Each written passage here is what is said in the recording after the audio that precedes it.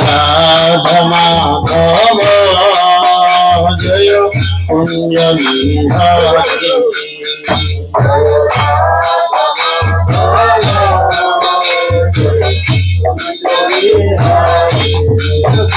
जय भक्ति जनवल्लभ जय गिरिवरधारी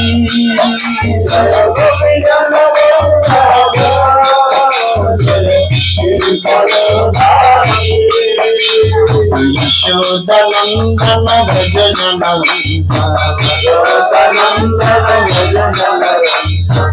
जमुना तीर वनचारी राधा माधव जय कुंज बिहारी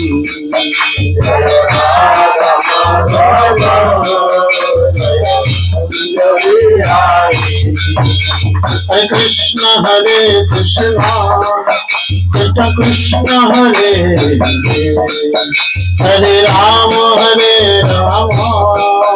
राम राम हरे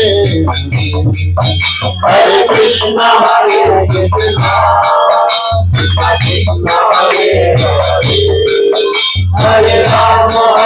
राम राम राम हरे हरे कृष्ण कृष्ण कृष्ण हरे हरे हरे राम राम राम हरे हरे हरे कृष्ण कृष्ण कृष्ण हरे हरे हरे राम राम राम हरे हरे हरे कृष्ण कृष्ण कृष्ण हरे हरे हरे राम राम राम हरे हरे हरे कृष्ण कृष्ण कृष्ण हरे हरे हरे राम राम राम हरे हरे राधा माधव जय राधा माधव राधा माधव जय राधा माधव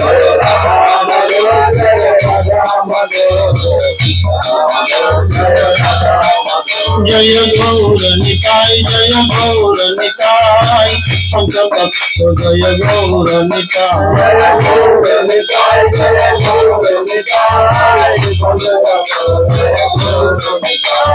जय प्रभुपाद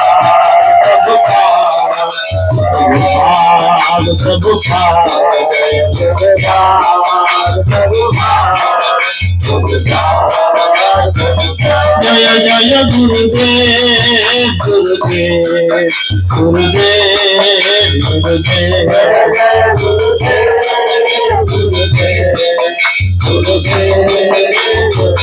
नित्य गौर हरि बोल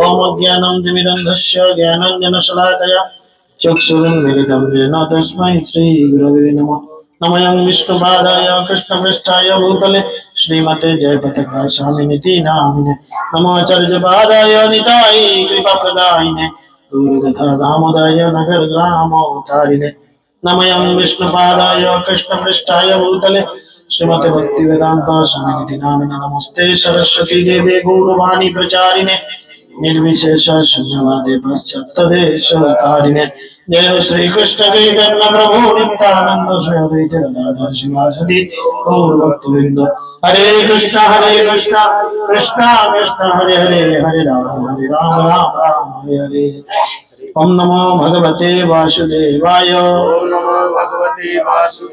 नमो भगवते वासुदेवाय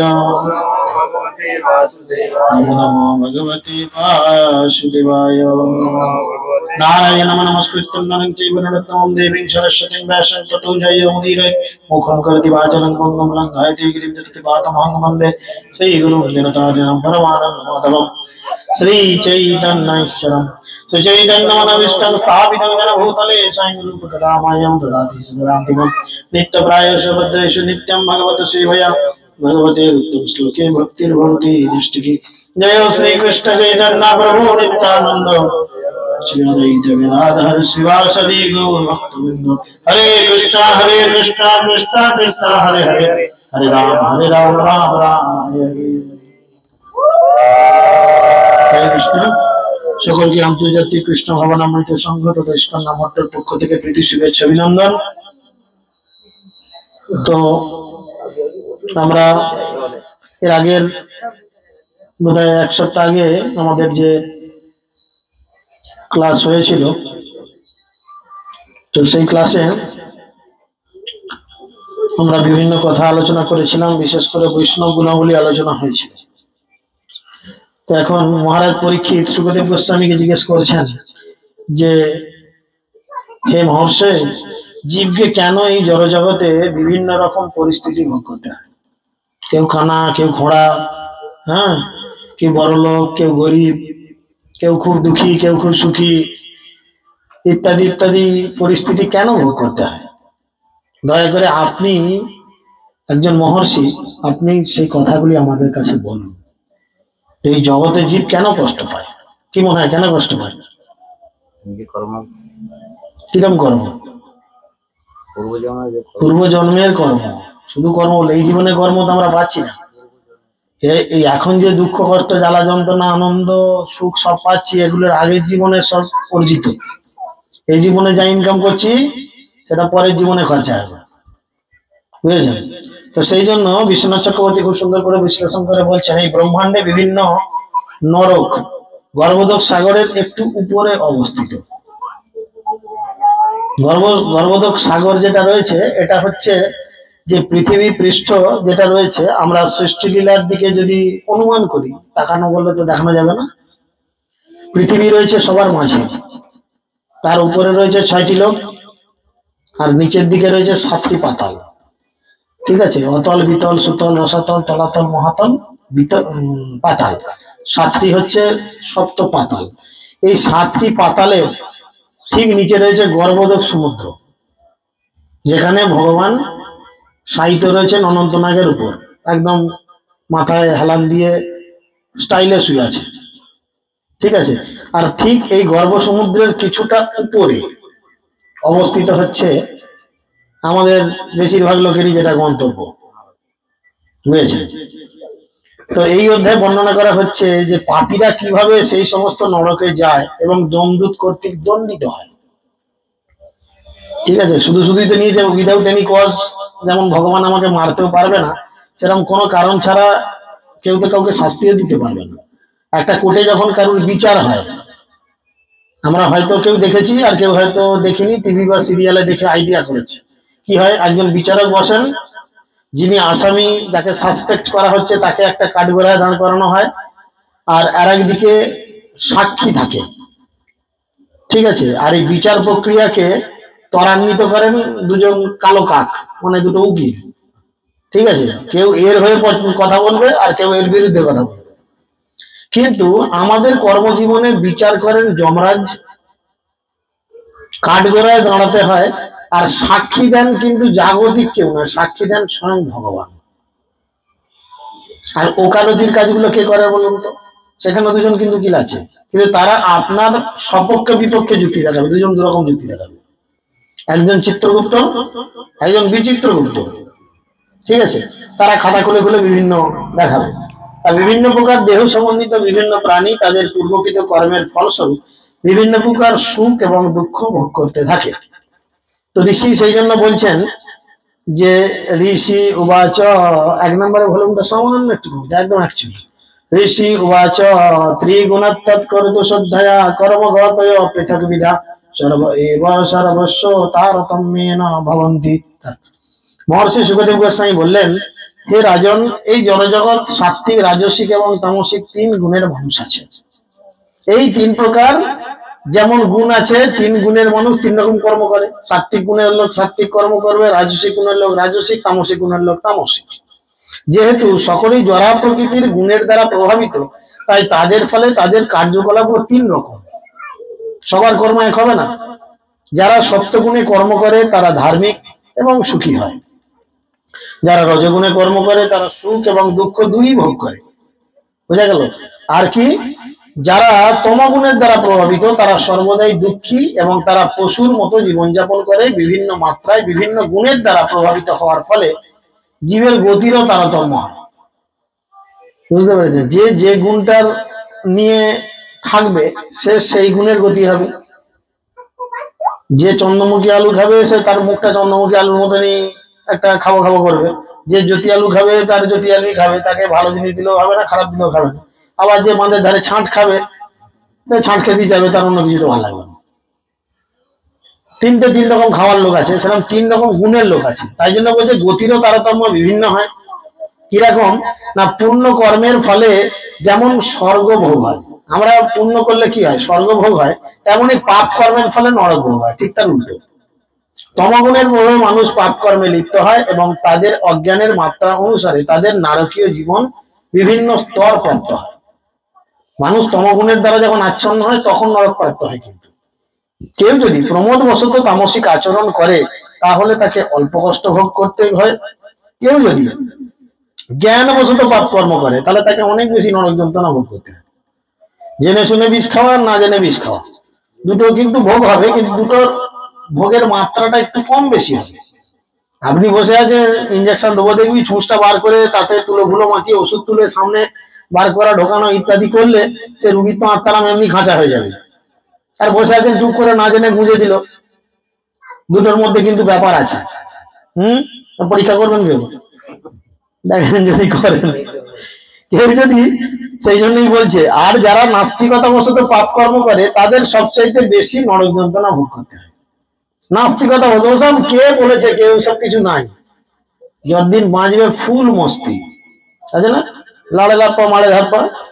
অনাদিকাল ধরে অবিদ্যাজনিত কামনার পরিমাণ স্বরূপ জীব যে সহস্র নরক গতি প্রাপ্ত হয় তা আমি এখন তোমার কাছে বিস্তারিত ভাবে বর্ণনা করব।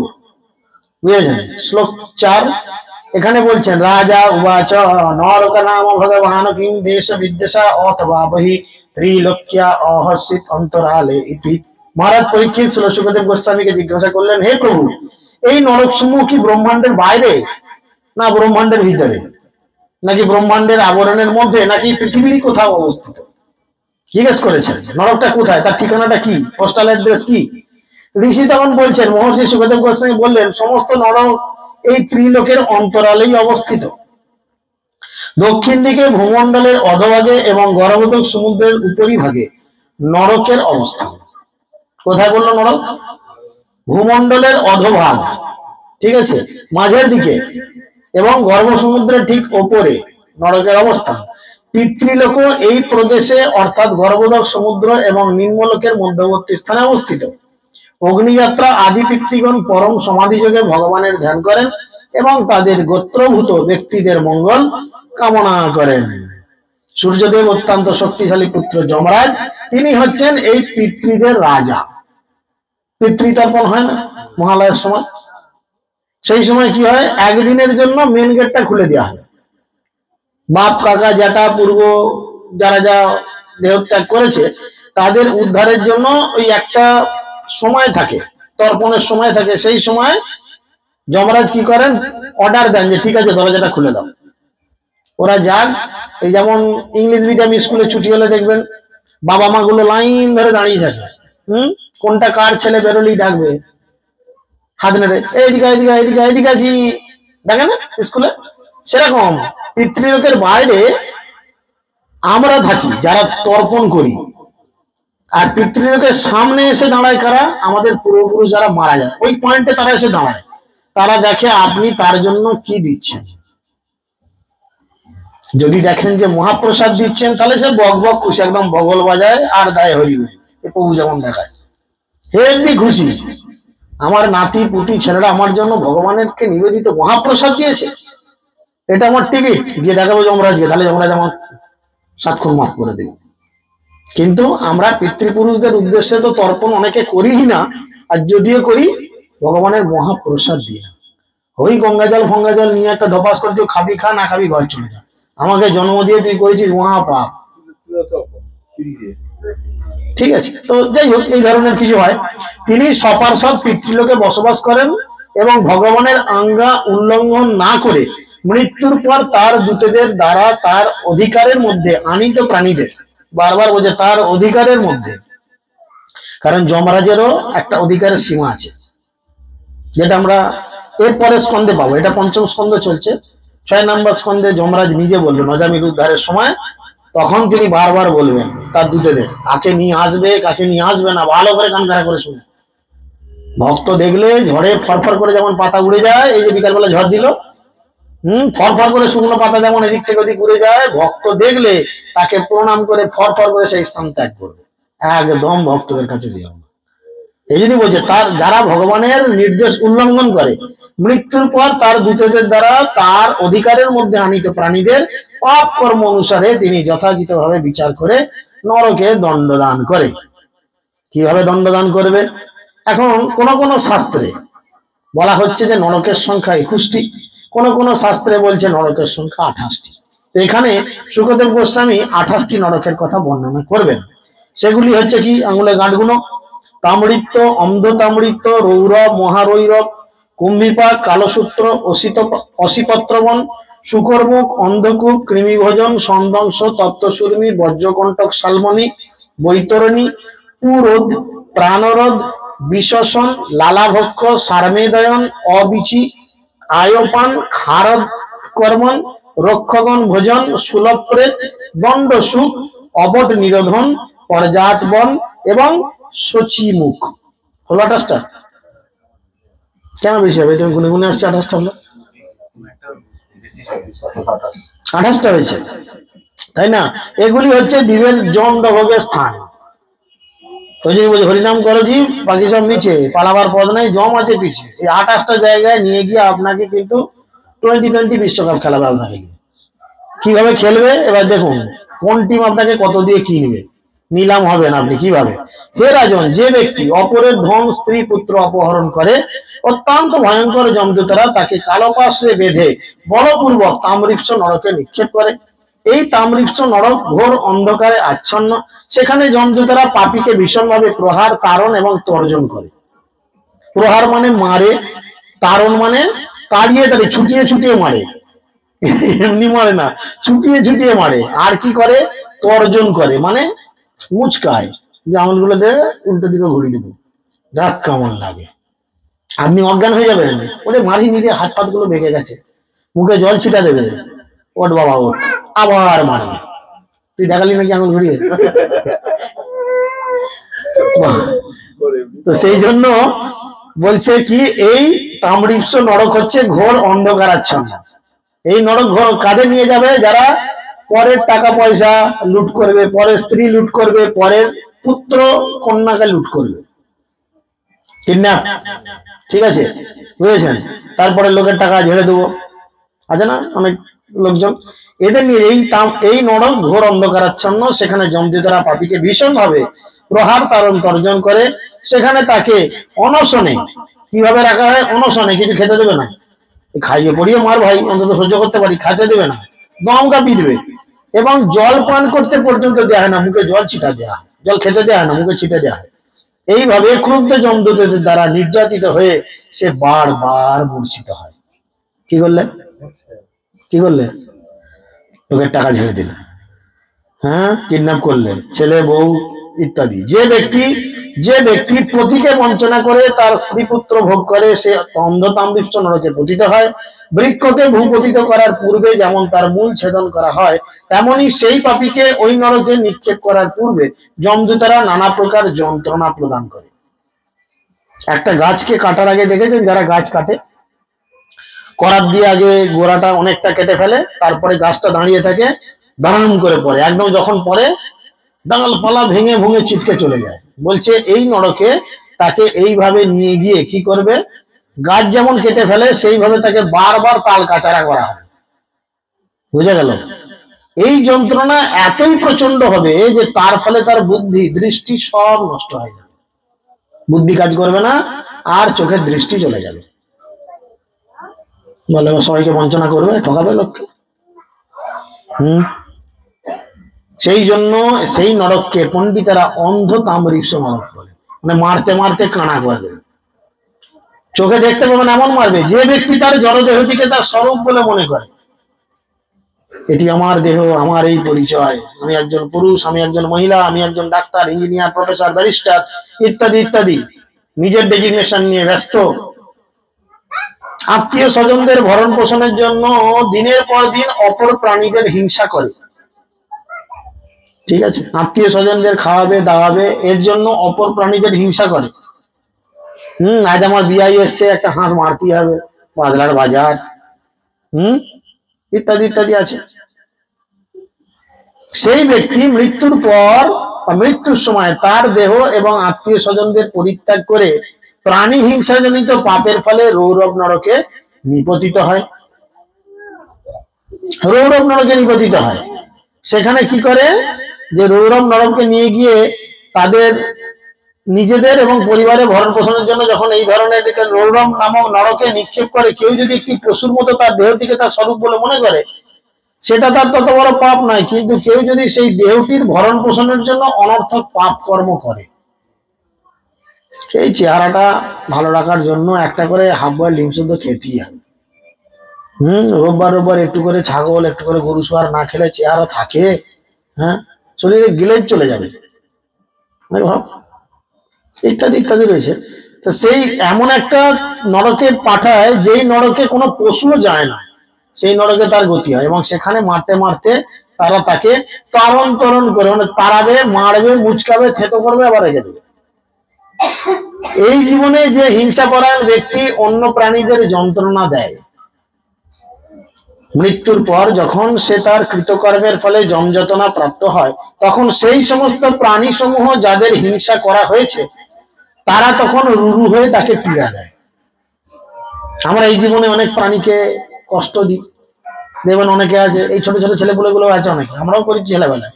এখন সাধু চাইলে কি হবে, হরিণ ধরলুম, তার পেছনে একটা দড়ি বেঁধে দিলুম, আরে দড়ি বাঁধলে কষ্ট হয় রে ভাই, তখন তো খুব শখে বেঁধেছি, বলেন তো, যদি আপনার ঠ্যাং দুটোকে দড়ি বেঁধে টান করে কেমন লাগবে? সে তো আছে। তারপরে ধরুন মশা বা মাছি একটা ধরলুম, তার একটা একটা করে পা ছিঁড়ছি, দেখ কেমন লাগে, হ্যাঁ, ডানা একটা করে ছিঁড়ছি, করেছি কিনা এরকম? তারপরে হয়তো এখন তো লাইটে, তখন এত কারেন্টের ব্যাপার থাকতো না, অন্ধকার, মানে কারেন্ট চলে গেলেই 2-4 ঘন্টা অন্ধকার। পড়তে বলি ঘুরঘুটে পোকাগুলো ঘুরতো সামনে, বাটি দিয়ে চাপা দিয়ে দিত, থাক ভেতরে। হ্যাঁ, কত হাসতে হাসতে বলছে না, চিন্তা করেন কি গতি হবে, চিন্তা করেন। যদি ভক্তি জীবন না করেন, শেষে সমাধান সলিউশন দেবেন, একমাত্র সলিউশন হরিনাম সংকীর্তন, গুরুদেবের চরণে আত্মসমর্পণ এবং ভগবানের সেবা পূজা, এছাড়া জীবের কোনো গতি নাই। এই পাপের সাম্রাজ্য থেকে বেরোনোর একমাত্র ওয়ান অ্যান্ড অনলি রাস্তা, এছাড়া দ্বিতীয় কোনো গতি নাই, গতি নাই, গতি নাই। আমরা সবাই করেছি কিন্তু কম বেশি, আজকে কেউ স্বীকার করি বা না করি। করেছি কিনা? মশা বসেছে, সে হয়তো কামড়ায় না, বসেছে, সিদ্ধান্ত করছে বা ফুকাবো কি ফুকাবো নি উল্টা, এরকম তো মশা হয়, বসার সাথে সাথে গোদাম করে রাখা যা। মশা বললো আরে তুমি কামড়াইনি ভাই, আমি বসেছি, সিদ্ধান্ত করি তোকে খাবো কি খাবো না, তার আগে চাপড়ে এক ঘা, শেষ, এক বলেই ছবি ফিনিশ, মিঠুনের ডায়লগ। চিন্তা করেন, তাই না? বলছে তখন কি হয় না, যে প্রাণীদের তুমি হত্যা করেছো এইভাবে, তারা তখন রুরু নামক এক ধরনের প্রাণী হয়, হয়ে কি করে, তারা তোমাকে তখন ঘাত প্রতিঘাত দেয়। তুমি ঠিক যেভাবে কষ্ট দিয়েছো, ওরা ঠিক তোমাকে সেইভাবেই কষ্ট দেবে। সহ্য যতটা করতে পারবে ততটা অত্যাচার করো, তার বেশি করো না। তুমি যতটা সহ্য করতে পারবে, এটা মিঠুন চক্রবর্তী ডায়লগ নয় সিনেমায়, যতটা পারবি মার, পরে তোকে পিটবো, এরকম করে। এটা নরকের বর্ণনা। এই জন্য পণ্ডিতেরা সেই নরককে রৌরব নরক বলেন। রুরু প্রাণীকে এই পৃথিবীতে দেখা যায় না, এই প্রাণী সাপের থেকেও হিংস্র। সেই অ্যানাকন্ডা ইত্যাদি যে সিনেমাগুলো বেরিয়েছিল দেখেছেন, লোকটা জোরহাত করছে, ভাই খাসনি, খপা করে খেয়ে নিবে। হ্যাঁ, ডায়নোসরের সেই সিনেমাগুলো, জুরাসিক পার্কে, সে পায়খানা করছে বসে, খবর কাগজ দুম করে ঘরে ভেঙে তাকে পায়খানা খাচ্ছে, আরে ছুঁচাতে যে ওই সময় খেয়ে নিবি তুই, সেই সময় তুই খেয়ে নিবি না, বলেন এই গতি, এইভাবে তারা হচ্ছে এত হিংস্র। যারা অন্যদের কষ্ট দিয়ে নিজেদের দেহ ধারণ করে তাদের মহারূপ নরকে দণ্ডভোগ করতে হয়। সেই নরকে ক্রবাদ নামক রুরু পশুরা তাদের যন্ত্রণা দিয়ে তাদের মাংস খায়। খুব খেয়েছিস, ছাগলের হাড্ডিটা, গলাটা, পেছনটা, ন্যাজটা, মাথাটা খুব খেয়েছিস। হ্যাঁ, খেয়েছি কিনা? ঠিক যেই জায়গাটা খেয়েছো তোমারও সেই জায়গাটাই সে কিন্তু ছেড়ে ছেড়ে খাবে। কিচ্ছু করার নেই, যত করবে চালাকি বড় বুঝবে চালাকি, কিচ্ছু করে এর বাইরে কেউ যেতে পারবে না। তারা মহারূপ নরকে গিয়ে তাদের মাংস ভক্ষণ করে। নিজের মাংস নিজে একটু খেয়ে দেখেন কেমন আরাম হবে। একটু হাতে ভাতে কামড় দিয়ে খানিকটা তুলে খেয়ে দেখেন, চবান করে চিবিয়ে, সেই আরামটা কিন্তু পেতে হবে। কিচ্ছু করার নাই, যদি হরিনাম না করেন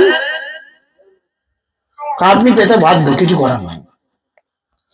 আর কি বলছে, যে সমস্ত নিষ্ঠুর মানুষ তাদের দেহ ধারণের জন্য এবং জিহ্বার তৃপ্তি সাধনের জন্য নিরীহ পশু পক্ষীকে হত্যা করে রন্ধন করে, সেই প্রকার ব্যক্তিরা নরমাংসভোজী রাক্ষসদেরও ঘৃণিত। নিরীহ পশুদের মারে কেন না নিজেদের জীবের টেস্ট বদলানোর জন্য।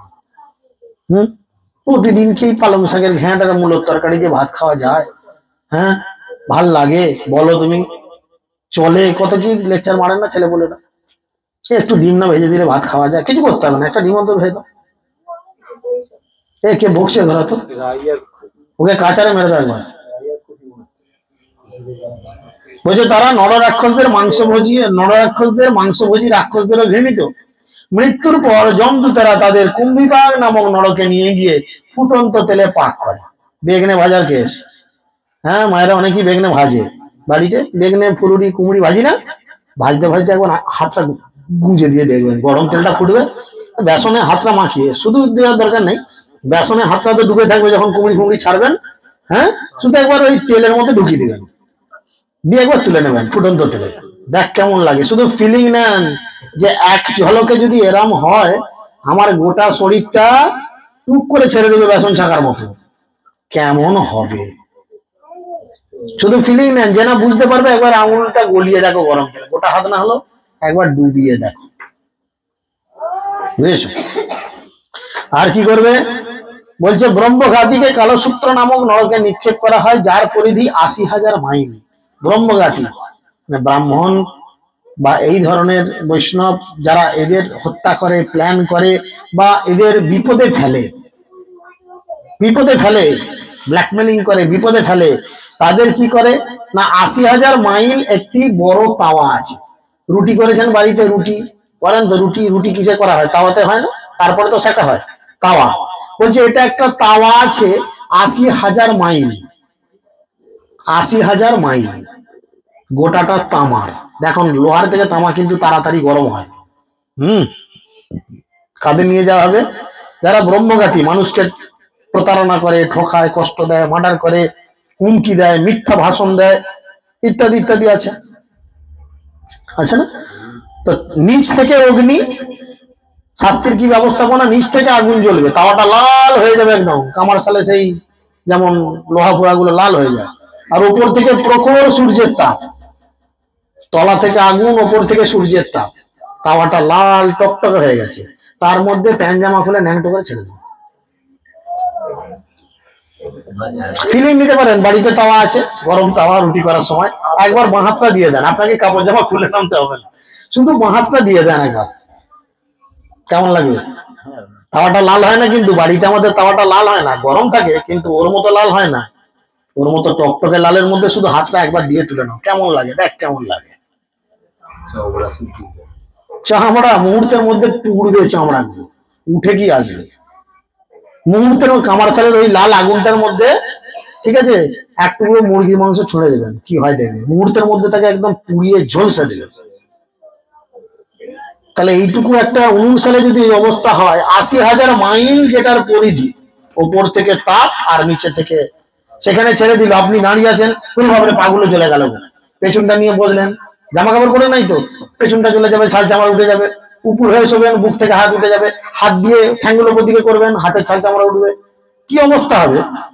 সেখানে ব্রহ্মঘাতীকে অন্তরে বাইরে দগ্ধ করা হবে, অন্তরে সে ক্ষুধা তৃষ্ণায় দগ্ধ হয় এবং বাইরে সে প্রখর সূর্য কিরণ ও তপ্ত তামরে দগ্ধ হয়। উপর থেকে সূর্যের তাপে শুকিয়ে যাবে, একদম গলা গলা শুকিয়ে যাবে, আর তলা থেকে গরম তাওয়ার তাপ। তাই সে কখনো শয়ন করে, কখনো উপবেশন করে, কখনো উঠে দাঁড়ায়, কখনো ইতস্তত ছোটাছুটি করে পাগলের মতো, বাঁচাও বাঁচাও বাঁচাও বাঁচাও বাঁচাও, আমি হার এরাম করবো না। কে কাকে বাঁচাবে? এইভাবে একটি পশুর শরীরে যত লোম আছে, বুঝেছেন, একটা পশুর শরীরে যত লোম রয়েছে তত হাজার বছর, তত বছর না, তত হাজার বছর ধরে তাকে এই যন্ত্রণা ভোগ করতে হয় যারা এই ধরনের কাজ করে। চিন্তা করেন। আর কি বলছে, আপাতকাল উপস্থিত না হলে যে ব্যক্তি স্বীয় বেদমার্গ থেকে ভ্রষ্ট হয়ে পাষণ্ড ধর্ম অবলম্বন করে। আপাত স্বীয়কাল, এর আগের দিনে আমরা ক্লাসে পড়েছিলাম যে হঠাৎ করে এরকম ঘটনা ঘটেছিল যে সেই ঋষিকে কুকুরের মাংস খেতে হয়েছিল, আপাতকাল সেটা। কিন্তু আমরা অনেকেই করি কি, ট্রেনে যাব, ঝালমুড়িতে পেঁয়াজ দিইনি, এমনি ঝালমুড়িটা করে দাও, ঘটাং ঘটাং ঘটাং, নারকেল দাও করে নারকেল খাবো, পেঁয়াজ দিইনি এমনি করে দাও। রাস্তায় গেলাম, খুব খিদে পেয়ে গেছে, দুটো ঝাল চানাচুর বা দুটো কি বলে ওই পাঁপড় বাদাম ইত্যাদি কিনে মুখে চালান করে দিলাম। আপাতকাল কিন্তু উপস্থিত হয়নি, খিদে একটু সহ্য করা যায়, খিদে কি সহ্য করা যায় না? খিদে সহ্য করা যায়, কিন্তু আমরা করি না, ইচ্ছা করি করি না, তপস্যা করবো না। আরে কষ্ট না করলে কৃষ্ণকে পাওয়া যায় নাকি? তাই কষ্ট তো করতেই হবে। তো সেই জন্য চিন্তা করুন, বলছে এইরকম অবস্থা হয়, যমদূতেরা তাকে অসিপত্রবন নামক নরকে নিক্ষেপ করে বেত্রাঘাত করে। এক ভ্যারাইটিস একদম ব্যবস্থাপনা। অসিপত্রবন, অসি মানে হচ্ছে তরোয়াল, অসি মানে তরোয়াল, পত্র মানে পাতা, বন মানে হচ্ছে বন বা জঙ্গল। তাল পাতা দেখেছেন? তাল পাতা, ডগটা তরলের মতো না? বলছে চকচকে এরকম তরোয়ালকে দুদিক থেকে এইভাবে দেয়া থাকবে, একদম চকচক করছে, সব একদম শার্প, হাত ঠেকালি হাত কেটে বাদ দিয়ে চলে যাবে। ওধারে দুজন দাঁড়িয়ে থাকবে, এধারে দুজন, সবার হাতে, একজনের হাতে থাকবে চাবুক, একজনের হাতে থাকবে খানিকটা নুন, সপাং করে মারবে। ওখানে সব শাস্তি কিন্তু জামা প্যান্ট খুলে পাবো, যে আমি একটা ভালো মোটা দেখে কিছু করে নি, লাগবে না সেসব, ওখানে সব খোলাখুলি কেস, লজ্জার কিছু নাই ওখানে, ওই ছেলে মেয়ে লজ্জার কিছু নাই। কে কার দেখতে যাবে শরীর, নিজে বাঁচলে বাপের তো নাম, যা দিচ্ছে ডোজ লোককে আর দেখতে হবে না বাবা, হ্যাঁ নিজেকে দেখো, বুঝেছেন? ওরকম দাঁড় করাবে, এধার থেকে সপাং করে মারবে, বাবরে করে সেই জঙ্গলের ভেতর দিয়ে ছুটবেন। প্রখর যন্ত্রণায় যখন সেই নরক ইতস্তত ধাবিত হবে, উভয় পার্শ্বে উশিতুল্য তালপত্রের ধারে তার সর্বাঙ্গ ক্ষত বিক্ষত হবে। এদিক থেকে মার খেয়ে যেমনি ওদিকে বেরোবে, মাজলুম, ওধারে দাঁড়িয়ে আছে দুজন, একজন হাতে নুন, একজন হাতে তরোয়াল, এই চাবুক, ভালো করে ছাড়ি করে নুনটা মাখিয়ে দিন। আপনারা ঘরে ট্রাই করতে পারেন, ব্লেড নিয়ে একটু হাতগুলো এদিক ওদিক কেটে দেবেন, দিয়ে একটু নুন লাগিয়ে দেবেন, এমনি করে শুধু সামান্য একটু হাত কাটলে যদি 2 ফোঁটা ঝাল তরকারি লাগে না, বাপের নাম খগেন হয়ে যায় আমাদের, আর গোটা শরীরটা এরকম ফালা ফালা করে দেবে। আর খাবি ঝাল, জানো খা, আর খাবি এরকম। আমার করোনা হয়েছে, ডাক্তার বলেছে একটু মাংস না খেলে বাঁচবো না, মারা হলো। আরে দীক্ষিত ভক্তদেরই কাজ আছে, অদীক্ষিতের কথা বাদ দাও, নাম করছি না। কি ভক্তি জীবনে তাহলে দৃঢ়তা রইল? ভক্তি জীবনে কি দৃঢ়তা রইল বলেন তো? চালিয়ে দিল। আপাতকাল উপস্থিত হল না, কিন্তু আমার সুযোগ ছিল, অন্য কিছু খেয়েও তো আমার জীবন ধারণ আমি করতে পারতাম। হ্যাঁ, তোর মতো হয়তো 7 দিনে চাঙ্গা হবো না, 10 দিনে হতাম, 15 দিনে হতাম, হতাম তো। বলেন না, আমাদের এই যারা অনেক দিন ধরে মানে ভক্তি জীবনে আছি বা মাছ মাংস খাচ্ছি না অনেক দিন ধরে, ধরুন আমার ধরুন প্রায় 18 বছর হয়ে গেল, কারোর আছে 15-16 বছর, কারোর আছে 14 বছর, কারোর 10 বছর, অনেকদিন খাচ্ছি না। আমাদের রক্তের যখন টেস্ট করা হবে তখন আমাদের ভিটামিন লেভেল এমনি কম পাওয়া যাবে, ভিটামিন B12 এর লেভেল এমনি কম পাওয়া যাবে, এমনি কম পাওয়া যাবে। কারণ পরীক্ষা করলে ডাক্তার বলবো আপনারা তো রেড মিট খান না বা এই ধরনের কিছু খান না, তাই আপনাদের ভিটামিন লেভেল এমনি কম থাকবে। তাহলে আমরা ওইগুলো খাবো ভিটামিন বাড়ানোর জন্য, তার তো ব্যবস্থাপনা আছে, আছে কিনা? আপনি যান মেলোচ্ছেন না ডাক্তার দেখাতে, সেখানে পরীক্ষা করে তারা কিন্তু ওইসব খাওয়ার কথা বলবে, তারা আপনার সাবস্টিটিউট কোনো মেডিসিন দিয়ে দেবে, চালিয়ে যান। আর কি করা হবে? তখন সে চিৎকার করবে আর বলবে, হায় আমি এখন কি করব, আমি এখন কিভাবে এর থেকে রক্ষা পাবো, এই বলে আর্তনাদ করতে করতে পদে পদে মূর্ছিত হয়ে পড়তে থাকবে। ঘন ঘন অজ্ঞান হবে, আর অজ্ঞান হলে ওখানে খাতির করে তুলবে, কিন্তু ফেলে রেখে চলে আসবে, মুখে একটু জল দেবে, এ সময় লক্ষ্মী বসমা ঘরে বলে তুলে আবার পিটবে, আবার চলে আসবে। দেখ কেমন লাগে। স্বধর্ম ত্যাগ করে পাষণ্ডের মতো অবলম্বনের ফল এইভাবে ভোগ করতে হয়। আর তিনি কি বলছেন, ইহলোকে যে রাজা বা রাজপুরুষ দণ্ডদানের অযোগ্য ব্যক্তিকে দণ্ড প্রদান করে, শাস্তি পাওয়ার যোগ্য সে নয়, আমি ঠিক বিচার করলাম না, তাকে শাস্তি দিয়ে দিলাম, কি হবে? কিংবা অদণ্ডনীয় ব্রাহ্মণকে শরীর দণ্ড প্রদান করে, সেই পাপীকে যমদূতরা শুকর মুখ নামক নরকে নিয়ে যায়। বুঝেছেন? এরকম অনেক ক্ষেত্রে হয় না, ভুল সাক্ষী দিয়ে, ভুল তথ্য প্রমাণ দিয়ে মানুষকে ফাঁসিয়ে দিল, তার শাস্তি হয়ে গেল। প্রকৃত সে কিন্তু অপরাধী নয়, মানুষ ভুল ভাল উল্টো পাল্টা কিছু টেনে হিজড়ে নিয়ে এসে দিলে তাকে ফাঁসিয়ে, সে কিছু বললো না, শুধু সহ্য করলো, ঠিক আছে? সেখানে সে অত্যন্ত বলশালী যমদূতেরা তাকে ইক্ষুদণ্ডের মতো নিষ্পেষণ করবে। আগ কেমন করে পেশাই হয় দেখেছেন? আমাদের এসডি অফিসের পাশটাদি করে এক ছেলেটা, যেমন করে ইক্ষুদণ্ড নিষ্পেষণ করে, প্রথমে ছালটা ছাড়ালো, করে কিনা দেখেছেন, আখের রস বার করা, ছাল ছাড়ালো, তারপর হাঁটুতে ঠুকে পিস করলো, দিয়ে এই চাকাটাকে ঘুরিয়ে দিল, বা মোটরটা সুইচ মেরে দিল, ঘুরলো, ঠকাং ঠকাং করে ঝুমঝুম বাড়িতে বাড়িতে ঘুরলো, আর আপনাকে ঢুকিয়ে দিল ভেতরে।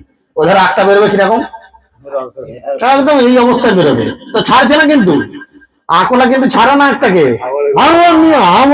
আবার ঢুকিয়ে দিল। যতক্ষণ না এক ফোঁটা রস তার মধ্যে থেকে বার করতে শেষ করছে, ততক্ষণ তাকে ছাড়বে না। আমাদেরও কিন্তু ছাড়বে না।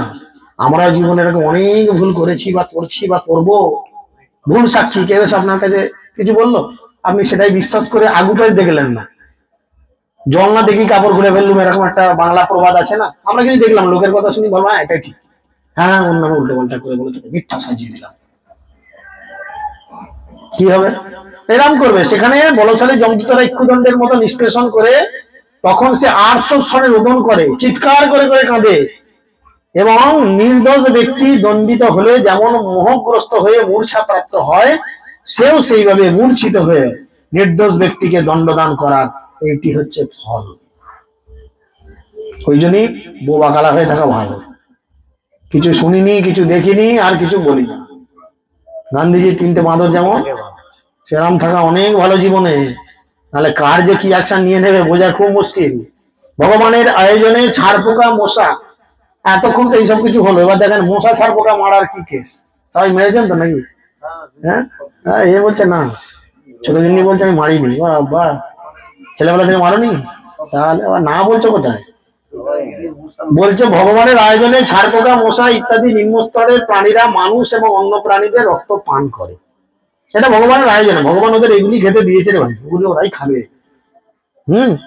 এই প্রকার নগণ্য প্রাণীদের কোনো ধারণা নেই যে তাদের দংশনের ফলে মানুষের কষ্ট হয়। একটা মশা বা ছাড় পোকা বোঝে না যে আমি কামড়াচ্ছি, হুল ফোকাচ্ছি, এটার কষ্ট হয়, এটার ফিলিং নেই, সে জানে না। কিন্তু ব্রাহ্মণ, ক্ষত্রিয়, বৈশ্য ইত্যাদি উচ্চ শ্রেণীর মানুষদের চেতনা অনেক উন্নত, তাই তারা জানে যে মৃত্যু কত বেদনাদায়ক।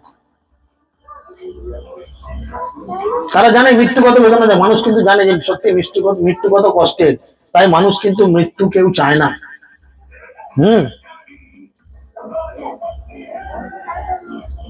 বিবেক সমন্বিত মানুষ যদি বিবেকহীন তুচ্ছ প্রাণীদের হত্যা করে অথবা যন্ত্রণা দেয়, তখন তাদের নিশ্চয়ই পাপ হয়।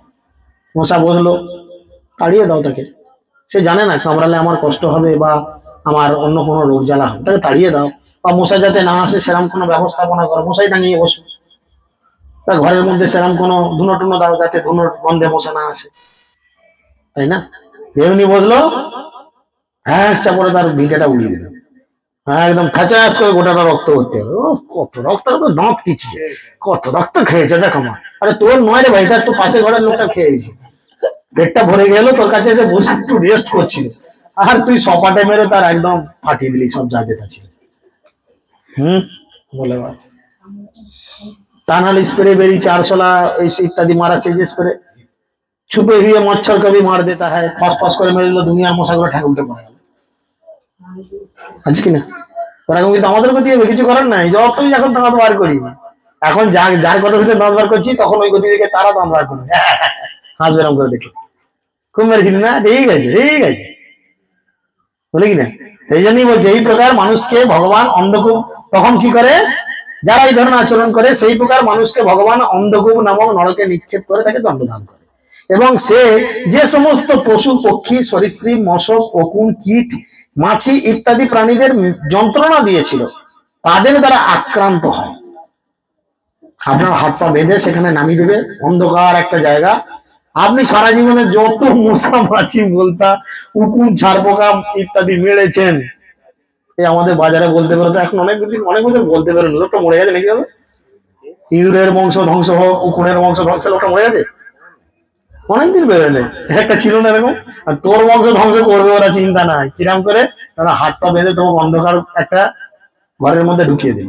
সারা জীবনে তুমি যতগুলো মশা মাছি ছাড়পোকা উকুন ইত্যাদি মেরেছো তারা সেখানে এসে হাজির হবে, এসে তারা তোমাকে আনন্দের সঙ্গে কামড়াবে, কষ্ট দেবে, সহ্য করতে হবে। চিন্তা করো, হাত পা বাঁধা থাকবে,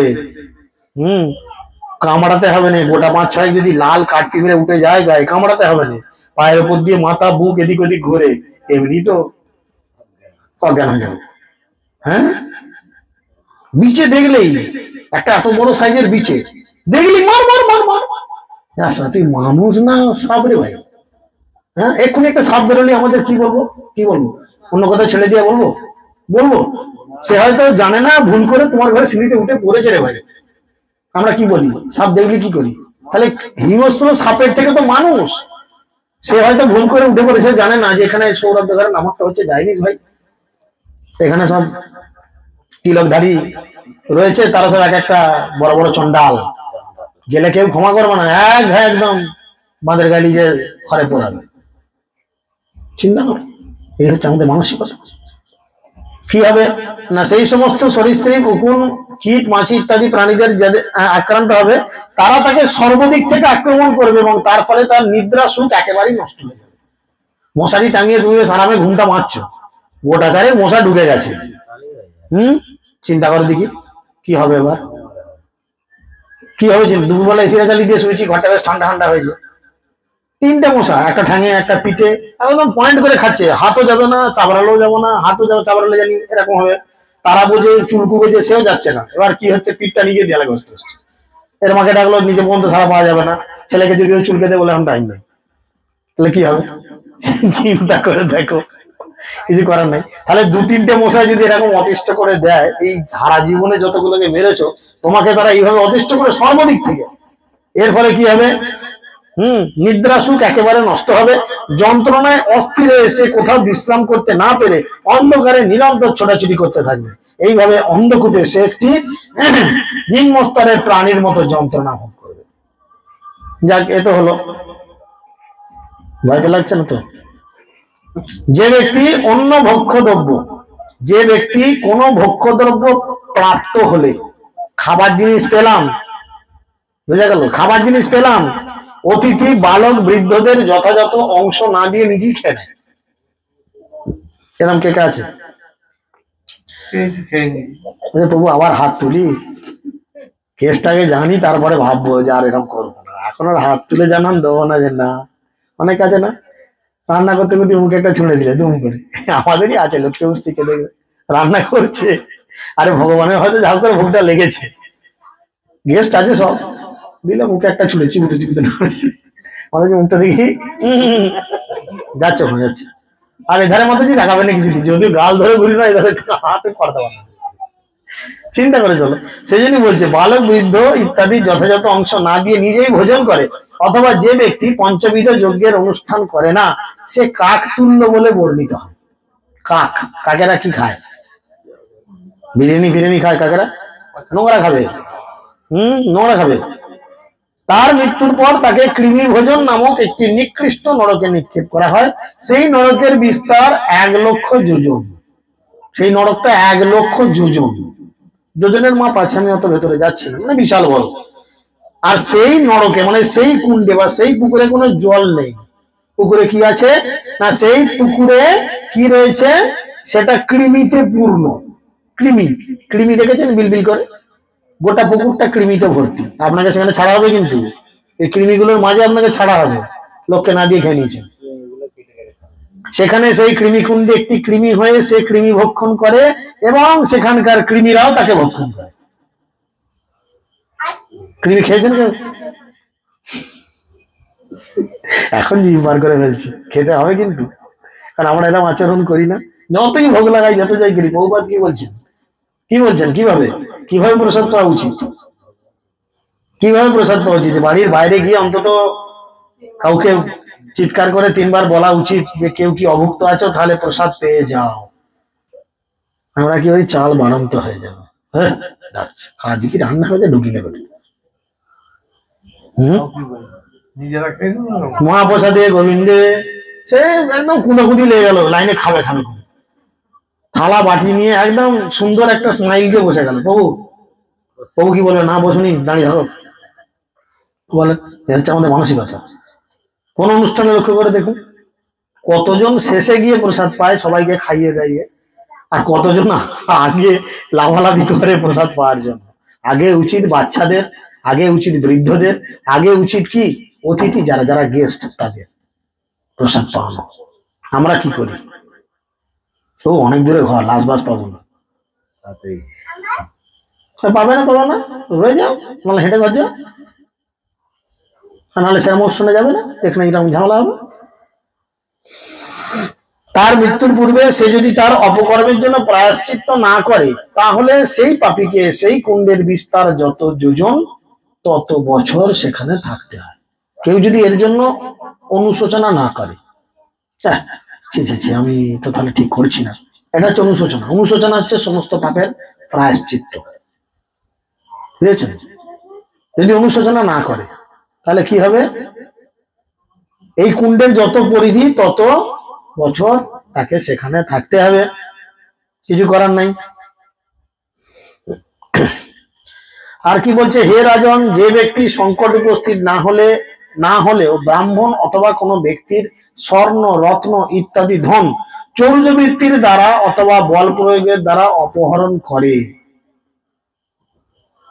ঠিক আছে, অপহরণ করে, মাউনের টাকা দেবো, সেখান থেকে ঝেড়ে দেবে 200 টাকা পকেট, ও এই টাকায় দিয়েছে, রেখে দিই। এরকম ব্যাপার আছে না? আমাদের ভক্তদের মধ্যেও আছে, বাইরের লোকের কি বলবো, এরকম ঘটনা আছে, অনেক আছে, প্রকাশ্যে যাচ্ছি না। যাই হোক, তো বিষয় হচ্ছে এরকম, অপহরণ করে তাদের সন্দংশ নামক নরকে নিক্ষেপ করা হয়। সন্দংশ, সেখানে লৌহময় অগ্নিপিণ্ড এবং সাঁড়াশির দ্বারা তার ত্বক ছিন্ন ভিন্ন করা হয়। লৌহময় অগ্নিপিণ্ড, একটা লোহার বল টুক করে গায়ে ঠেকাবে, আর কি করবে? সাঁড়াশি, গরম সাঁড়াশি দিয়ে চামড়া তোলা হবে। দুটো জিনিসই আপনাদের রান্নাঘরে আছে, প্র্যাকটিস করতে পারেন, দেখতে পারেন। সাঁড়াশি দিয়ে তো ওই হাঁড়ি বা কড়াই নামান, ওই সাঁড়াশিটা যখন গরম থাকবে একবার চামড়ায় ঠিক এখানটা চামড়া তুলবেন, আর গরম বল না পেলে গরম খুন্তি নিয়ে একবার ঠেকিয়ে দেখবেন, হ্যাঁ কেমন লাগে, বুঝেছেন? এইভাবে তার সারা শরীর কেটে কেটে টুকরো করা হয়। আর কি, যে ব্যক্তি অগম্য স্ত্রীতে বা যে স্ত্রী অগম্য পুরুষ অভিগমন করে, পরলোকে তাদের যমদূতদের তপ্তসর্বী নামক নরকে নিয়ে গিয়ে চাবুক দিয়ে প্রহার করে এবং তারপর পুরুষকে তপ্তময় লৌহ স্ত্রীকে সেই প্রকার পুরুষ মূর্তিকে দিয়ে আলিঙ্গন করায়। একটা লোহার মেয়ে ছেলে বা লোহার বেটা ছেলে অগম্য স্ত্রীতে, কোনো বেশ্যা মহিলার কাছে গেলে তুমি, বা কোনো মহিলা বেশ্যা পুরুষের কাছে গেল, কলকাতায় এরকম সিস্টেম আছে, তো তাদের কি হবে না, মৃত্যুর পরে সেই মেয়েটিকে কোনো লৌহময়, মানে ওই লাল টকটকে কামার ছেলে যেমন গরম ওরকম দেবে। খুব প্রেম করছিলি, প্রেম জেগেছে আমার মনে, বলছি আমি, তাই এবার জড়িয়ে ধর, দেখ কেমন লাগে, লোহার একদম টকটকে গরম। মেয়ে ছেলেকে বেটা ছেলে মূর্তি দেবে, বেটা ছেলেকে মেয়ে ছেলে মূর্তি দেবে। খুব বেশ্যাদের কাছে যাবি, যা, খুব সহজা, মেটা সব, কত মেটাবি মেটা, কোনো চিন্তা নাই। আর কি বলছে? যে ব্যক্তি পশুতে অভিগমন করে, তার মৃত্যুর পর তাকে বজ্রকণ্টক শালমানি নামক নরকে নিক্ষেপ করা হয়। পশুতে আছে অনেক বিষয় আছে, যারা পশুদের সঙ্গে যৌনতা স্থাপন করে, এরকম ব্যক্তি রয়েছে, এরকম মানুষজন রয়েছে। ঠিক আছে, মৃত্যুর পর বজ্রকণ্টক শালমণি নামক নরকে তাদের নিক্ষেপ করা হয়। সেই নরক একটি শালমানি বৃক্ষ রয়েছে, যার কাঁটা বজ্রের মতো। আঁকড় কাঁটা দেখেছেন, বাবুলা কাঁটা দেখেছেন, আরো কত কি কাঁটা আছে দেখেছেন। এই হচ্ছে এমন কাঁটা, এক একটা কাঁটা বজ্রের মতো চকচক করছে, এত বড়। গোটা গাছটা কাঁটায় ভর্তি, কাণ্ড ধরা যাবে না। যমদূতেরা সেই পাপীকে তার উপর চড়াবে, তার উপর বসাবে, বুঝেছেন, বোস করি দিয়ে কি করবেন, টানতে থাকবে। তার ফলে তার দেহ কাঁটার দ্বারা সারা শরীরে ছিন্ন ভিন্ন হবে। আমি কিছুটা ফিলিং আজকে পেয়েছি। গোটা কত গোলাপ গাছ কিনেছিলাম, মোটরসাইকেলে করে আনছি, আর সকাল থেকে বেশ হাওয়া দিচ্ছে, হাওয়াতে গাছের ডালটা এদিক ওদিক হচ্ছে। একবার আমার আঙুলে দিচ্ছে, একবার জাঙে দিচ্ছে, একবার এখানে দিচ্ছে। আর আমার এই শ্লোকটা মনে পড়ছে, তাহলে কি এরকম কিছু ঘটনা আছে নাকি রে ভাই আগের জীবনে, এরকম কাঁটা মারছে। তাহলে ওইটুকুতে যদি এরকম হয়, তোমাকে ফলার মতো কাঁটা তার উপরে বসিয়ে দেবে। ওখানে কিন্তু শাস্তি সব এসব খুলিয়ে, বারবার বলছি, কিন্তু ভেবুনি যে মোটা কিছু জিন্সের প্যান্ট পরে নেবো, কাঁটা থেতো হয়ে যাবে। হ্যাঁ, ওখানে কিন্তু সব খোলাখুলি কেস বসিয়ে দেবে, যাও, একদম ফলা ফলা হয়ে যাবে। যমদূতেরা সেই পাপীকে তার উপর চড়িয়ে টানতে থাকবে, এবং তার ফলে সেই কাঁটার দ্বারা তার সারা দেহ ছিন্ন ভিন্ন হবে। যে সমস্ত রাজন্য বা রাজপুরুষ, ক্ষত্রিয় আদি দায়িত্বশীল পরিবারে জন্মগ্রহণ করা সত্ত্বেও ধর্মনীতিকে অবহেলা করে এবং তার ফলে অধঃপতিত হয়, তারা মৃত্যুর পর বৈতরণী নামক নরকে পতিত হয়। অর্থাৎ যারা যে ধর্মে জন্মেছে, সে সেই ধর্মটাকে মান্যতা দেয় না, ধর্ম করার দরকার নেই। একাদশী ও রুটি খা দেখি, বাবা মরেছে ওই 7 দিনই করে দেখি, আমাকে 100 টাকা দিয়ে দে, তোকে নেড়া হতে হবে। বাবা মরেছে কি হবে, তোর অফিসে মিটিং আছে না, অনেকে আছে না, বাম্মা মূল্য নেড়াতে চায় না, বামুনকে 200 টাকা দিল, নেড়া হওয়া বন্ধ হয়ে গেল। তো সেই জন্য বলছে তাদের বৈতরণী নামক নদীতে নিক্ষেপ করা হয়। এরকম নদী নয়, এই নদী হলে তবু তো ভালো হতো, দু একটা নয় বড় বড় গু ভাসছে, তো ঠিক আছে, অসুবিধা নাই, কোনো অসুবিধা নাই। ঠিক আছে, সেখানে কি রয়েছে, নরক বেষ্টনকারী পরীক্ষা সদৃশ এই নদীটি ভয়ঙ্কর জলচর প্রাণীতে পূর্ণ। কুমির, হাঙর, তিমি ইত্যাদি সব রয়েছে। ধর্ম করবে না তোর বাবা করবে, করবিনি মানে শুনলেই তোর মাথা খারাপ হয়ে যাবে। তখন পাপী ব্যক্তি যখন এই বৈতরণী নদীতে নিক্ষিপ্ত হয়, তখন সেখানকার হিংস্র জলচররা তাকে ভক্ষণ করতে শুরু করে। জবাক করে ফেলে দিল, কুমিরটা এসে হয়তো আপনার একটা ঠ্যাং ছেড়ে চলে গেল, তিমি এসে হয়তো আপনার মাথাটাকে নিয়ে চলে গেল, আরো যা বাকি গুলো যে যেমন পালো ছিঁড়ে ছুড়ে নিয়ে গেল, কিছু করার নাই। আবার আসবে তো, ওইখানে তো আপনাকে একটা যেমন দেহ দেওয়া হবে, আপনার মাথা চলে গেল, আপনি আবার একটা মাথা পেলেন, আবার একটা শরীর, ওই শরীরটা আবার আপনার নতুন করে রিকভারি হয়।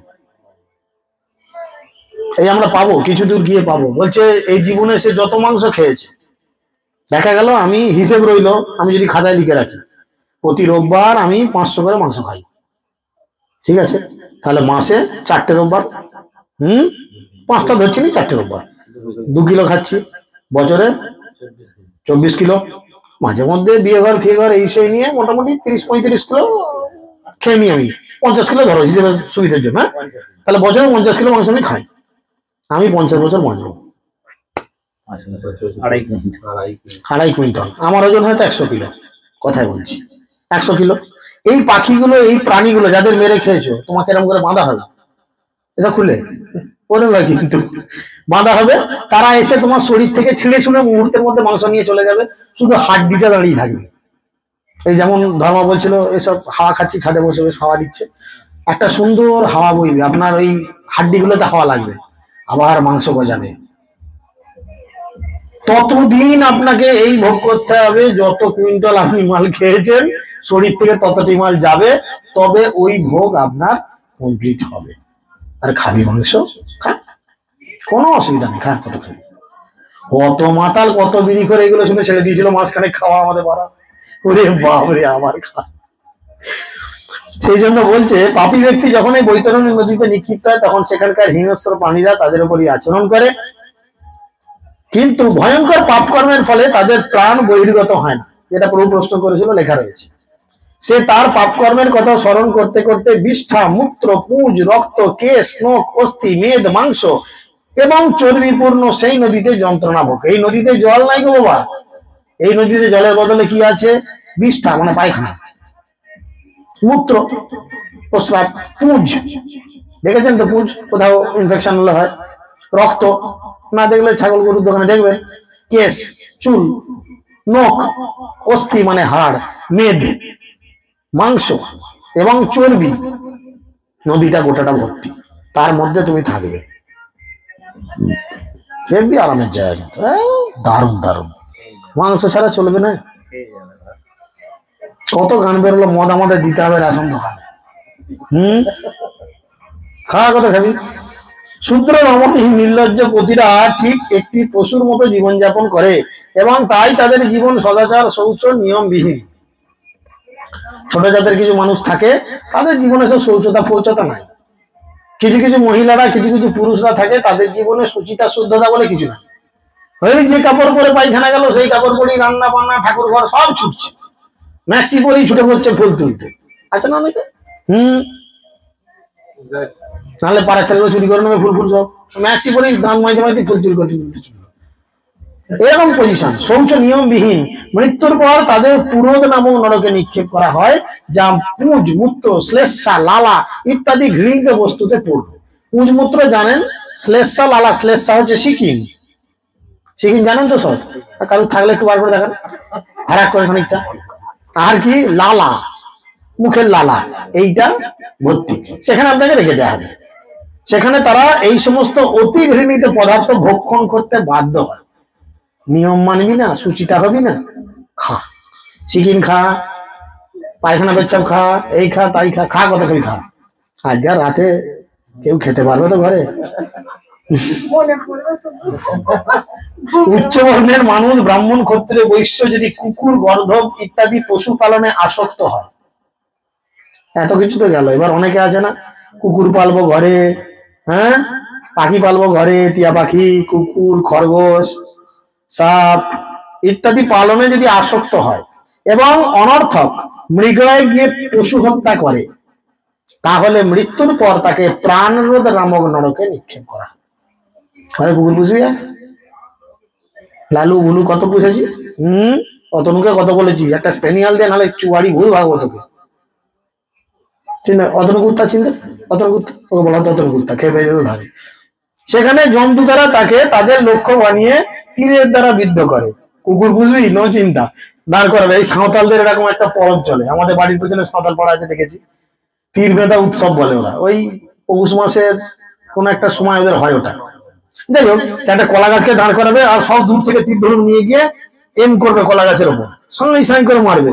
সেরকম যারা এই আচরণ করবে, জন্তু তারা কি করবে, তাকে দাঁড় করাবে, কলা গাছ বেঁধা বড় করে দাঁড় করাবে, তোমাকে এম করে মারবে। মারি এই অবিনাশের ঠিক কপালটাতে গদাম করে, মারি ওর বুকটাতে, মারি ওর পেটটাতে, মারি ওর এইটাতে সেইটাতে, এম করে একটার পর একটা দেবে। বলেন কুকুর পুষবেন? কোনো অসুবিধা নেই, কুকুর ছাগল পোষে, কি আর আছে। তো গরু পুষবো না, কুকুর পুষবো। গরু পুষলে কিন্তু শাস্তি নাই, গরু পুষলে বরঞ্চ তোমাকে গোলক বৃন্দাবনে যাওয়ার সুযোগ সুবিধা দেওয়া হবে। গরুর সেবা করবো না, ঘরে কি পুষবো? মুরগি, হ্যাঁ, ছাগল, তারপরে হচ্ছে কি বলে কুকুর, ওয়েস্টার্নে তো সব কুকুর। যে ব্যক্তি ইহলোকে ধন এবং প্রতিষ্ঠার গর্বে গর্বিত হয়, আমার প্রচুর টাকা আছে, আমি একটা রেপুটেড পার্সন, দম্ভ প্রকাশ করার জন্য যজ্ঞে পশু বলি দেয়, অনেকে আছে না? জানিস আমাদের দেশের বাড়িতে মুষ বলি হয়, জানিস 108টা ছাগল বলি হয়, জানিস পাঁইটের কালী পূজা একদম ছাগলের রক্তকাণ্ড চলে, কি অবস্থা চলে, জানিস আমাদের ওখানে এই এই বলি হয়, তাই বলি হয়, এক কুটো মোষের মাথাটা নামিয়ে রাজার ছেলে ধীরজ কুমার, কি ডায়লগ মেরে এলিয়ে ভাই। যেরকম কি হবে, তাকে মৃত্যুর পর বিশাসন নামক নরকে নিক্ষেপ করা হয়, সেখানে জমদূতরা তাকে অশেষ যন্ত্রণা দিয়ে বধ করে। যেভাবে তুমি ওইগুলোকে বধ করেছো, তোমাকে ওইভাবে বধ করবে, খুব গর্ব করবে, বিশাল ব্যাপার তোমার। আমি কি হনুরে? যে মূর্খ দ্বিজ, ব্রাহ্মণ, ক্ষত্রিয়, বৈশ্য তার সবর্ণা পত্নীকে বসে রাখার জন্য নিজের শুক্র পান করায়, পরলোকে যমদূতরা তাকে লালাভক্ষ নামক নরকে নিক্ষেপ করে এবং সেখানে শুক্র নদীর মধ্যে তাকে শুক্রই পান করতে হয়। এই ধরনের খারাপ কাজের মধ্যে যারা নিজেদের জীবন যাপন করে, ইহলোকে যে ব্যক্তি দস্যুবৃত্তি করে পরগৃহে অগ্নি দেয়, আমাদের গ্রামগঞ্জে আছে দেখবেন, দুম করে, এখন কমে গেছে, আগে দেখেছি ছেলেবেলায় ওমা রাত্রের দিকে হঠাৎ সময় করে লোক চায়, কি হলো, আর ওদের খড়ে গাদায় আগুন লেগে গেছে। কেউ না কেউ লাগিয়েছে তো, খড়ে গাদা এমনি আগুন লেগে যাবে? ওদের বাড়িতে আগুন লেগে গেছে। কেউ না বলছে এরকম যদি আগুন লাগিয়ে দেয়, আগেকালকার দিন আমরা দেখেছি পুকুরে বিষ দিয়ে দিত, সব মাছগুলো সকালবেলা ভেসে দিচ্ছে। কি হলো রে, না কেউ বিষ দিয়ে দিচ্ছে পুকুর না, বিষ প্রদান করে। অথবা যে সমস্ত রাজা বা রাজপুরুষ আয়কর আদায়ের নামে অন্যান্য উপায়ে বণিক সম্প্রদায়কে লুণ্ঠন করে, আজকে এর চাঁদা, কালকে তার চাঁদা, অমুক ট্যাক্স, এই ট্যাক্স, সেই ট্যাক্স, মাথা খারাপ করে, মৃত্যুর পর সেই সমস্ত অসুরদের সারমেদয়ন নামক নামকে নিক্ষেপ করা হয়। সারমেদয়ন, সারমেয় মানে হচ্ছে কুত্তা, কুকুর। 720টা কুকুর আছে এখানে বলছে, সেখানে 720টি বজ্রের মতো দন্ত সমন্বিত কুকুর, একদম ফলা ফলা দাঁত। এই বাজারে নেড়ি কুত্তাগুলো নয়, যে দেখলে চাবড়ে দিলে এখন ছুটে পড়বে এধার থেকে, এখন তারকেশ্বর, সেই সব কুকুর নয়। এই কুকুরগুলো একদম বাঘ বাচ্চার মতো কুকুর, কুকুর দেখলে আপনি চমকে যাবেন। কটা কুকুর থাকবে? 720টা, ফলা ফলা দাঁত নিয়ে, চকচক করছে দাঁত, বসে আছে। যমদূতের নির্দেশ সেই কুকুরগুলো অত্যন্ত তৃপ্তির সঙ্গে সেই পাপীকে ভক্ষণ করবে। ধরুন আমি যদি অপরাধগুলি করি, আমাকে খেতে 720টা কুকুরে কতক্ষণ লাগবে, ক গ্রাম করে পাবে এক একটা কুকুর, চিন্তা করেন। হ্যাঁ, এখন ওজন তো একটু কমে হচ্ছে, হ্যাঁ 75-76 হয়েছে, তাহলে ক গ্রাম করে পাবে এক একজনে? তো মানে 10 গ্রামও পাবে না। 10 গ্রাম মাংস মানে কইটুকু, সে কি পাবে এক একজনে? তাদের খেয়ে পোষাবে? ছাড়বে না তারা, এইভাবে খাবে। খুব তৃপ্তির সঙ্গে খাবে একদম। যে ব্যক্তি ইহলোকে সাক্ষ্য প্রদান করার সময়, ক্রয় বিক্রয় করার সময়, দান করার সময় কোন প্রকার মিথ্যে কথা বলে, পরলোকে যমদূতরা তাকে শত শত যোজন উন্নত পর্বত শিখর থেকে মাথা নিচুর দিকে করে অবিচিমদ নামক নরকে নিক্ষেপ করে। আর মিথ্যে বলবে, বলো কথা বলবে, শুধু মিথ্যে কথা বলার জন্য। কি করবে? ধরবে ঠ্যাংটা, শত যোজন উচ্চতার পাহাড়, সেখান থেকে টুক করে ছেড়ে দেবে, অবিচিমদ নামক নরকে তাকে নিক্ষেপ করবে। সেই নরকের কোনো অবলম্বন স্থান নেই, ধরবার কোনো জায়গা নেই নরকে। এবং সেটি প্রস্তর নির্মিত পৃষ্ঠতল, নিচে জলের মতো প্রতীত হয়, চকচক করছে পাথর, নিচে জলের মতো। একদম প্রহ্লাদ মহারাজকে পাথর করতে, পাহাড় করতে ফেলেছিল, তবু তো জল ছিল, ভগবান উঠে তাকে ক্যাচ ধরেছিল। এখানে ক্যাচ ধরার কেউ নাই, জল নাই, শুধু পাথর, মাথা নিচু দিকে করে তুমি পড়বে। তাই তাকে অবিচিমত, অবিচিমত মানে জলহীন, সেই পাপীদের বারবার পাহাড়ের উপর থেকে নিক্ষেপ করা হলেও তাদের দেহ তিল তিল করে বিদীর্ণ হলেও তাদের মৃত্যু হয় না।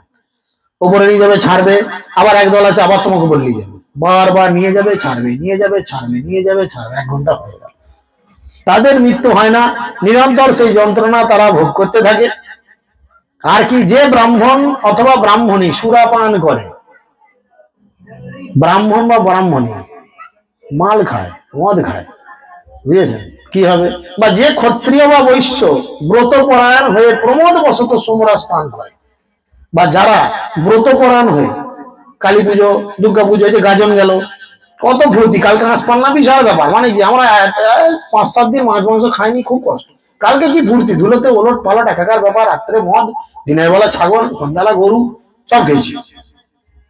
বলছে যারা এই কাজ করে তাদের আয়পান নামক নরকে নিয়ে যাওয়া হয়। অয়পান নামক নরকে যমদূতরা তাদের পা দিয়ে পাপীদের বক্ষস্থল চেপে ধরে, নেশা করবি, তিরঙ্গা খাবি, গুটকা খাবি, খৈনি খাবি, লোকটা খাবি, কিরকম দেবে, বুকটা শুইয়ে দিয়ে বুকটাতে পায়ে করে ধ্যাক করে বলে দেবে। কি হয়, বুকটা গড়ালে দিলে কি হবে? নিজের বুকটা জোরে কিল মারবো, তাহলে দেখবেন কি হয়, করবো না মুখটা, যেমনি বুকটা গড়ালে দেবে মুখটা হাঁ করবে, আর যেমনি হাঁ করবে ডাবু করে গলা লোহা, গলা লোহা, লিকুইড লোহা, ডাল দেখেছেন ডাল, সেরকম লিকুইড লোহা 1 ডাবু নিয়ে মুখে দিয়ে দেবে। বিড়ি খাবি আর, খৈনি খাবি আর, লোকটা খাবি আর, 1 আঙুলের নেশা, 2 আঙুলের নেশা, 4 আঙুল, 3 আঙুল সব নেশা করবি আর, কোন নেশা কর, কত করবি, কত করবি কর। সেই অত্যন্ত উত্তপ্ত তরল লোহা তাকে ঢেলে দেয়। আমার মজা দাঁড়াচ্ছ যে নিজ কুলধূত এবং অদম হওয়া সত্ত্বেও আমি বড় বলে মিথ্যা অহংকার পূর্বক জন্ম, তপস্যা, বিদ্যা, আচার, বর্ণ, আশ্রমে তার থেকে শ্রেষ্ঠ ব্যক্তিকে যথাযথভাবে সম্মান প্রদর্শন করে না, নিজেই ভাবে আমি বড়, সিনিয়রদের সম্মান করে না, সে জীবিত অবস্থাতে মৃত এবং মৃত্যুর পর তাকে খারকর্দম নামক নরকে নিক্ষেপ করা হয়। সেখানে সে যমদূতদের দ্বারা প্রচন্ড ভাবে নির্যাতিত হয়ে অত্যন্ত দুঃখ এবং যন্ত্রণা ভোগ করে। উপরে দেখাচ্ছি হ্যাঁ স্যার, হ্যাঁ স্যার, হ্যাঁ বাবু, হ্যাঁ বাবু, ভেতরে বলছে মরে জানা তুই, তোর বেঁচে থেকে কি লাভ, অনেকদিন তো গদিটা দখল করে আছিস। আচ্ছা না, রাজনীতিতে দেখো, দিদি ভাবছে আমি হিরোইন, না, ওর পেছনে অনেকেই আছে চায় যে মরে যাক, আমি গদিটা বসবো। খুব ভালো। এই পৃথিবীতে অনেক পুরুষ এবং স্ত্রী রয়েছে যারা ভৈরব অথবা ভদ্রকালীর কাছে নর বলি দিয়ে তার মাংস খায়, বা অন্যান্য পশুকে বলি দিয়ে মাংস খায়। কালীর কাছে ছাগল ফাগল কাটে না, মায়ের প্রসাদ, বিশাল ব্যাপার। যারা এই ধরনের যজ্ঞ করে তাদের মৃত্যুর পর জমালয়ে নিয়ে যাওয়া হয় এবং তারা যাদের বলি দিয়েছিল তারা রাক্ষস হয়ে সুতীক্ষ্ণ অস্ত্রের দ্বারা তাদের খন্ড খন্ড করে কাটে এবং সেইভাবেই খায়। এমনি গীতাতে ওই ছবিটা দেওয়া নাই যে গরু কাটছে, গরুর মাথাটা মানুষের আর মানুষের মাথায় গরুর মাথা, এমনি নয়। এটা হচ্ছে কারণ। ইহলোকে যজ্ঞকারী ব্যক্তি যেভাবে নরবলি দিয়ে তার রক্ত পান করে আনন্দে নৃত্য গীত করে, হিংসিত ব্যক্তিরাও তেমন পরলোকে যজ্ঞকারী রক্ত পান করে তারাও আনন্দে নাচে। তুমি যাদের যাদের মেরেছো তারা তোমাকে ঠিক রিভেঞ্জ নেবে, প্রতিশোধ নেবে, কিচ্ছু করার নাই। আনন্দে তারা নাচবে। আজকে তুমি যেমন মুরগিটাকে মেরে দিয়ে আনন্দে তোমার ছেলেকে মেয়েকে খাইয়েছো, তারাও একদিন তোমাকে মেরে আনন্দ করতে করতে তোমার ছেলে মেয়েকে খাওয়াবে, নৃত্য গীত করবে, সেখানেও ডালের মেহেন্দি চলবে, সেখানেও নাচ হবে। কিন্তু যে সমস্ত মানুষ ইহলোকে গ্রামে এবং অরণ্যে জীবন রক্ষার্থে আগত পশু পাখিদের আশ্রয় দান পূর্বক বিশ্বাস জন্মিলে শুল অথবা সূত্রের দ্বারা বিদ্ধ করে এবং ওই যে সুতো বাঁধে, শুল অথবা সূত্র, ছুঁচ ফোটায়, মশার পেছনে ছুঁচ ফোটায়, দেখবে মাছির পেছনে ছুঁচ ফোটায়, হ্যাঁ, গরম কিছুর উপর বসিয়ে দেয়, দেখ কেমন লাগে, তাদের কেমন যন্ত্রণা হয়। এবং তারপর ক্রীড়নকের মতো ক্রীড়া করে, তাদের নিয়ে খেলা করে, ফড়িং এর পেছনটা বেঁধে ছেড়ে দিল, সে তো যন্ত্রণায় উঠছে, পেছনে ওই সুতোটা উঠছে, হি করে হাসছি আমরা। এই যখন শিশু স্কুলে বলতাম তখন কি করতাম, তখন মাঠটা তো বড় থাকেনি, তো ভাঙাচোরা ছিল, অন্য ধরনের ছিল, ঝাউবন ছিল। আমরা যখন পড়েছি ওই আমাদের ছুটি হয়ে গেলে ভ্যান আসতো বিকালবেলা, আমাদের 1 ঘন্টা 1 ঘন্টা ছুটি থাকতো, ওই ফড়িং ধরতাম, ধরে পেছনে সুতো বেঁধে খুব হাসতো। জানেন এবার আমাকে সুতো বেঁধে এরকম করে কারবার কজন হাসবে কে জানে।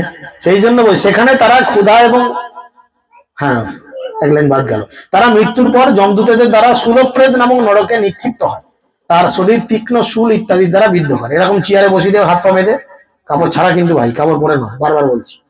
চেয়ারের নিচে ঠিক মলদারের নিচে একটা গর্ত করা থাকে, এরকম চেয়ার পাওয়া যায়, দেখবে পটি চেয়ার বলে, আমাদের সারদা এর কাছে খোঁজ নেবে, পটি চেয়ার। এরকম চেয়ারে বসে দিব্যি হাগা যায়, কিন্তু কোমট ব্যানের মতো, ঠিক পায়খানা জায়গাটা ফাঁকা আছে, হ্যাঁ হ্যাঁ, ওরকম ওরকম চেয়ারে তোমাকে বসিয়ে দিয়ে হাত পা বেঁধে দেবে, আর তলা একটা শুল আছে, শুল মানে হচ্ছে শাবল, যার মাথাটা কিন্তু ছুচালো, সুইচ দিলেই ঠিক মলদার দিয়ে সাঁ করে ঢুকে যাবে, মাথা দিয়ে বেরিয়ে যাবে। বাড়িতে প্র্যাকটিস করে দেখেন না, একটা ছাগল ফাবল দরকার না, একটা গুণ ছুঁড়ে নিয়ে নিজের পেছনে এবার ফুটিয়ে দেখুন কেমন লাগে। বাপ রে বাপ রে বাপ। হ্যাঁ, কোনো কারণে যদি একটা পেয়ে পেয়ে গেঁথা হয়ে যায়, কি যন্ত্রণা হয় রে ভাই। আর ওই শুল যদি ঢুকে মাথা দিয়ে